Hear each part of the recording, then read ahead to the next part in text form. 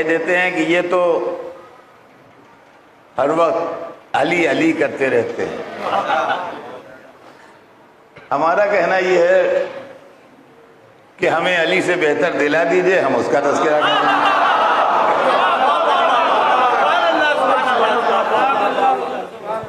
और रह गया ये कि अली अली करते रहते हैं,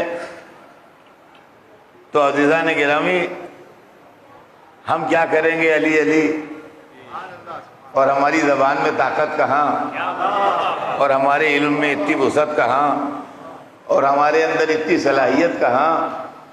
हम तो ये समझ लीजिए कि कर्जदार हैं अली के, हम तो कर्जदार हैं अली के। आप ये समझिए कि अगर आप किसी के 10 मिलियन पाउंड के कर्जदार हों और अदालत से अदायगी के लिए 5 रुपए महीना बंधे,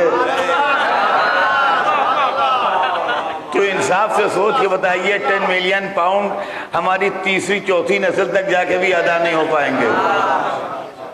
5 रुपए महीने, इंडियन 5 रुपीज, इंडियन करेंसी के 5 रुपए के हिसाब से 3, 4, 5, 10 नस्लें गुजर जाएंगी और 10 मिलियन पाउंड का कर्जा जो है वो अदा नहीं होगा।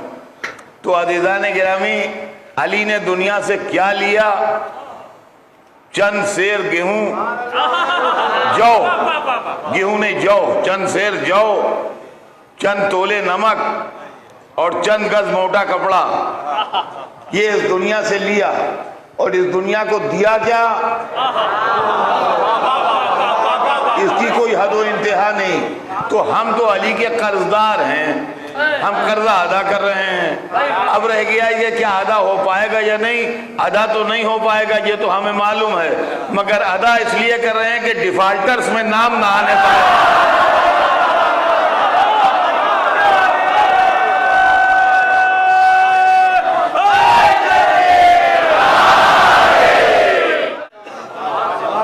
एक तरफ अल्लाह ने कुछ लोगों के दिल में अली की मोहब्बत डाल दी, और दूसरी तरफ इस्लाम की तारीख जो कदम कदम चली तो अली की अदावत डेवलप होती गई। दावत अशीरा में अली ने नुसरत का वादा किया, मोमिनों के दिल में मोहब्बत पैदा हुई, काफिरों के दिल में अदावत पैदा हुई कि कहां से आ गए ये नुसरत का वादा करने वाले, वरना रसूल की बात का कोई जवाब देने वाला न होता। जब कमसिनी के आलम में अली रसूल के पीछे पीछे चला करते थे, जिसके लिए आपने अपनी तस्वीर खुद पेश की है कि जैसे ऊँटनी का बच्चा उसके पीछे पीछे चलता है, मैं रसूलुल्लाह के पीछे पीछे इस तरह चलता था। काफिरों ने अपने बच्चों को लगा दिया कि जिधर से ये गुजरे मजनून कहो, साहिर कहो, ढेले मारो, मुट्ठी भर भर के रेत उड़ाओ, खजूरें खाका के गुठलियां फेंको इनके ऊपर। चाहते ये थे कि एक आध बच्चे को एक आध हाथ रसूल मार दें, ताकि हम कहें देखो उनको क्या हाल हो गया, सड़क पर लड़कों को मारते फिर रहे हैं। अगर अबू तालिब बोले तो कहें हाँ इतने बड़े सरदार हो क्या आप बच्चों के मामले में बोल रहे हैं, अरे आपको शर्म नहीं आती?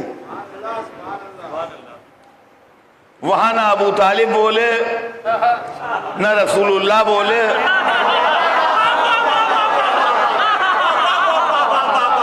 एक कमसिल लड़का जो रसूल के पीछे चलता था, एक दिन जब बदतमीजी हद से सिवा हुई तो वो घूम गया और उसने लड़कों को डांटा कि खबरदार बदतमीजी ना करो, भाग जाओ। लड़के ये सोचे कि हम इतने हैं और ये एक है,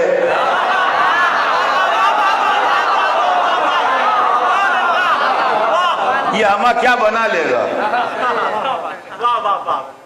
तो कोई तगड़ा सा अरब लड़का आगे बढ़ाया कि क्या कर लोगे भाई, एक हाथ चला वो उधर गिरा,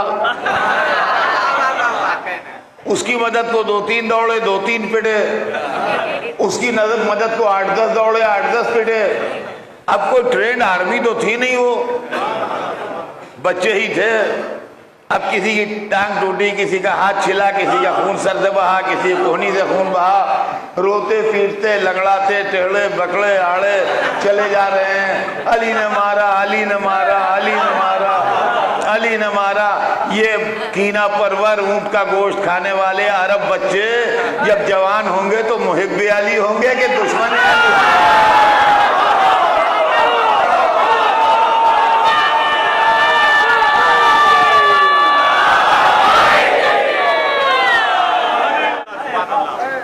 अच्छा, बच्चे का नेचर ये है कि जब चोट खा जाता है, पिटता है, कुछ होता है तो रोता पीटता अपनी माँ के पास जाता है। वो अपनी माँ के पास पहुंचे होंगे कि अली ने मारा। अच्छा, बच्चा कभी अपनी शरारत भी नहीं बताता। हम गली में खड़े थे, अली ने मारा। वो जनाब हिंदुस्तानी औरतें भी बच्चों के लिए लड़ने लगती हैं जो दुनिया की सबसे सीधी औरतें हैं। मैं अक्सर पढ़ता हूँ मजलिस में कि सारी दुनिया में सबसे सीधी औरतें अगर पाई जाती हैं तो हिंदुस्तान में। इतनी सीधी औरतें रुए जमीन पर कहीं नहीं है जितनी सीधी औरतें हिंदुस्तान में हैं। उसकी दलील है, उसकी दलील यह है कि दुनिया में कहीं की औरत रोटी नहीं पकाती, ये बेचारी रोटियां पकाती हैं। तो दुनिया की सबसे सीधी औरतें हिंदुस्तान में होती हैं, मगर बच्चों के लिए ये भी लड़ने लगती हैं। वो अरब की जालिम औरतें हैं।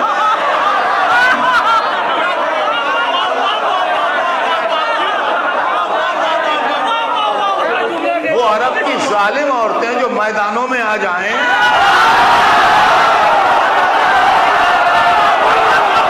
क्या उहद का मैदान आपको याद नहीं?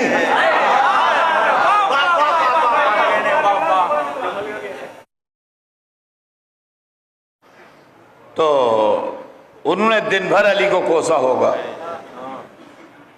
ए लात तू अली को मार डाले, हबल तू अली को मार डाले, उज़्ज़ा तू अली को पटक दे, ए मनात तू अली का सर कुचल दे। इसलिए कि जो जिसका अकीदा होता है उसी हिसाब से कोसता है। जाहिर है कि वो बुतों के मानने वाली थी तो बुतों का नाम ले लेके कोस रही होंगी, तो लातो मना तो उज़्ज़ा का नाम लेके कोस रही होंगी। वो ज़बान हाल से कह रहे होंगे, हमसे क्या कहती हो, जिस दिन इधर आ गए हमारी खैर नहीं।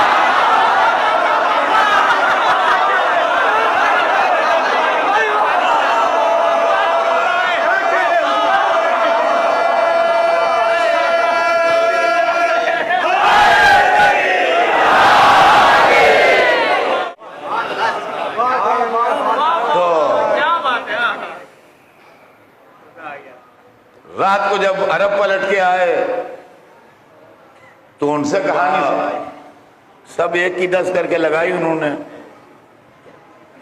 अब दूसरे दिन सवेरे लोग अबू तालिब के पास जमा होने लगे। वो साजिश जो चुपके से हुई थी वो खुल के सामने आ गई। अबू तालिब, तुम्हारे लड़के ने कल हमारे लड़के को बहुत मारा। अबू तालिब, कल तुम्हारे लड़के ने हमारे लड़के को पटक दिया। अबू तालिब, कल तुम्हारे लड़के ने हमारे लड़के का सर फाड़ दिया। अबू तालिब, कल तुम्हारे लड़के ने हमारे लड़के का घुटना फोड़ दिया। अबू तालिब बड़े शान के सरदार थे। वो जब आते रहे लोग कहते रहे, वो बैठे सुनते रहे। जब सब आ गए तो अबू तालिब ने एक जुमला कहा भाई तुम लोग अपने लड़कों को रोक लो, मेरे भतीजे से न बोला करें, मेरा बेटा बोलेगा नहीं। समझदार बाप ने बेटे का मिजाज बता दिया कि अली का हाथ उसी पर उठेगा जो दुश्मन मोहम्मद होगा।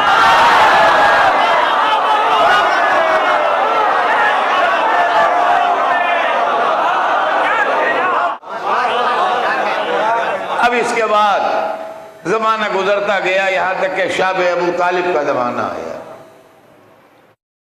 शाह अबू तालिब का मामला यह है कि जनाब अबू तालिब का एक मकान पहाड़ियों के अंदर बना हुआ था, उसका नाम शाह अबू तालिब था। सेफ जगह थी, और वहां तक हर एक नहीं पहुंच सकता था। सिक्योरिटी पर्पज से वो जगह बेहतरीन थी। चुनांचे जब देखा कि मुखालिफत हद से सिवा हो गई है तो जनाब अबू तालिब रसूलुल्लाह को लेके अपने उस मकान में मुंतकिल हो गए। काफिरों ने सोशल बाइकाट किया, खाने और पानी की तकलीफ पहुंचाना चाहिए। मौला अली ने 3 बरस तक कमाल ये दिखाया कि सप्लाई लाइन कटने नहीं दी। ये अली का वो कारनामा है जो सुबह क़यामत तक जिंदा रहेगा कि सप्लाई लाइन कटने नहीं दी। खाने पीने की तकलीफ तो होती रही, इसमें कोई शक नहीं, लेकिन ऐसा नहीं हुआ कि ग़िज़ा न पहुंची हो या पानी न पहुंचा।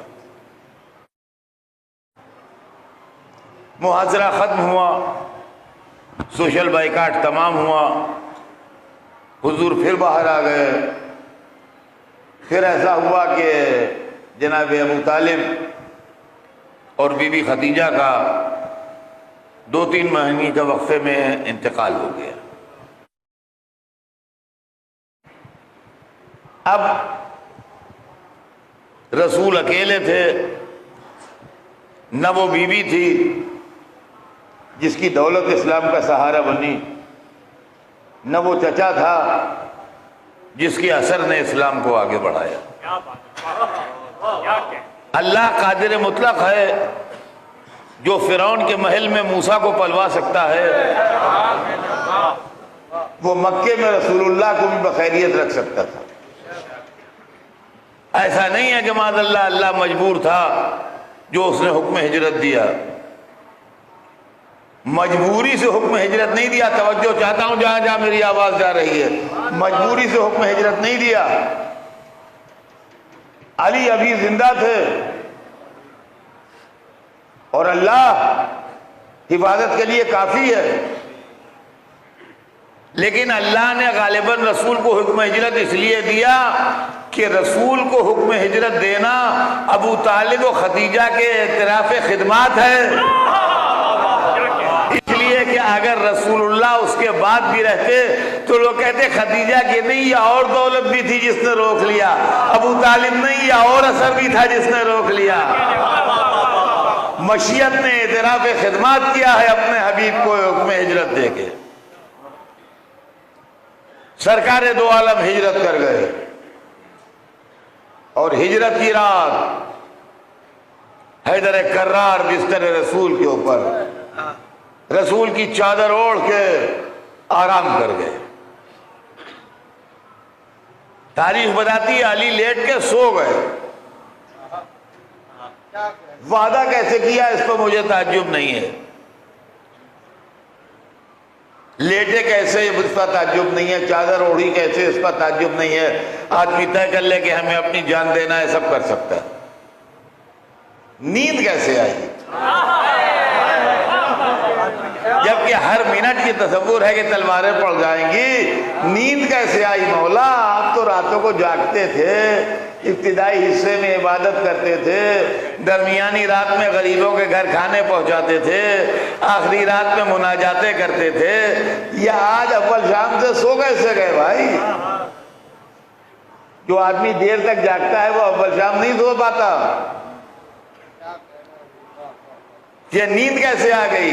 मुमकिन है जवाब में तुझे क्या मालूम, तू क्या जान, या याद खुदा में जागता था या हिफाजत रसूल में जागता था। आज खुदा मुतवज्जे है, रसूल महफूज है, तो नींद ना आए तो क्या हो?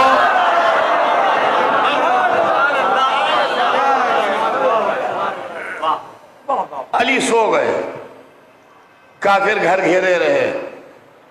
वो लंबे लंबे कद के भयानक सूरतों के काफिर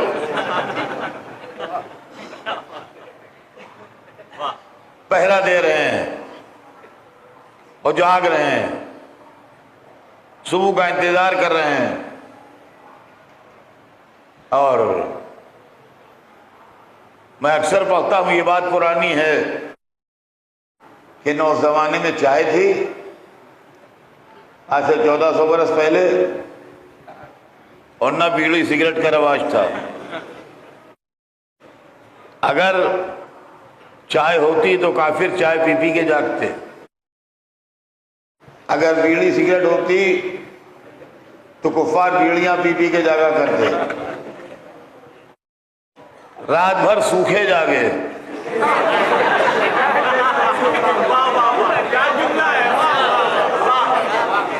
और घर के गिर्द चक्कर काटते रहे। कुल्ले ईमान सो रहा था, कुफर सत्ते उतर रहा था। उधर निगाह मशीयत पड़ी, जिब्राइल और मीकाइल को भेजा।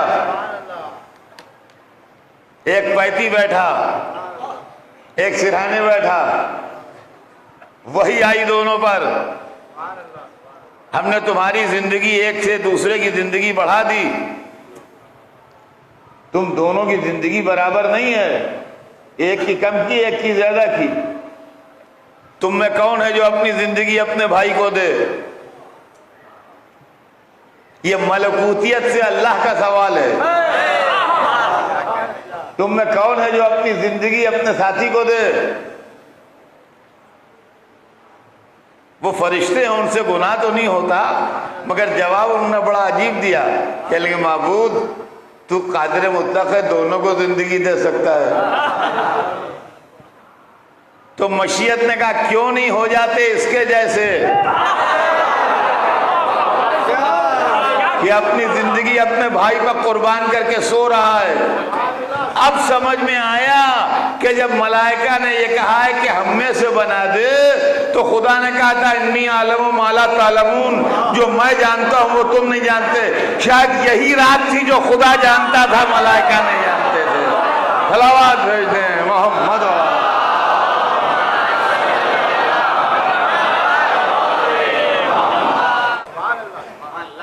सवेरा हुआ, काफिर घर में कूदे, सोने वाले ने चादर उल्टी, नजरें चार हुई, बढ़ते हुए कदम रुके। किसी ने बहुत डपट के पूछा तुम्हारे भाई कहां गए? उससे ज्यादा डपट के जवाब दिया मेरे हवाले करके गया था जो मांगने आया है।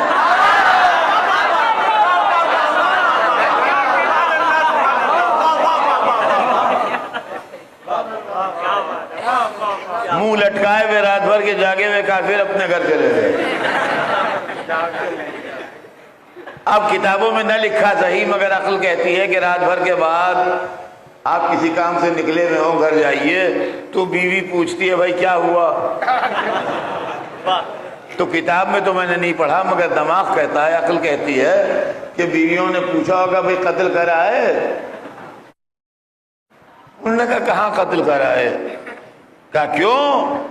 कहा वहां अली सो रहे थे, वो नहीं थे, निकल लिए वो,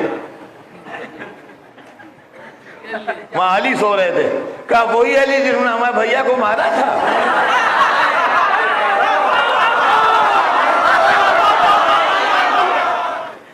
अली दोस्ती डेवलप हो रही है, अली दुश्मनी डेवलप हो रही है। देखिए बयान के सिलसिले को समझते रहिएगा क्या है, यानी वाकयात तो एक ही चल रहे हैं, लेकिन एक तरफ अली दोस्ती डेवलप हो रही है, एक तरफ अली दुश्मनी डेवलप हो रही है। आपके घर में एक पावर आता है, एक पिलक लगा हुआ है,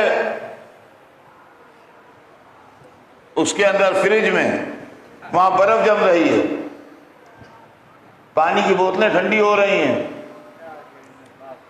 दूसरा पिलक लगा हुआ है बराबर से माइक्रोवेव में, वहां खाना गर्म हो रहा है। तो करंट एक ही है।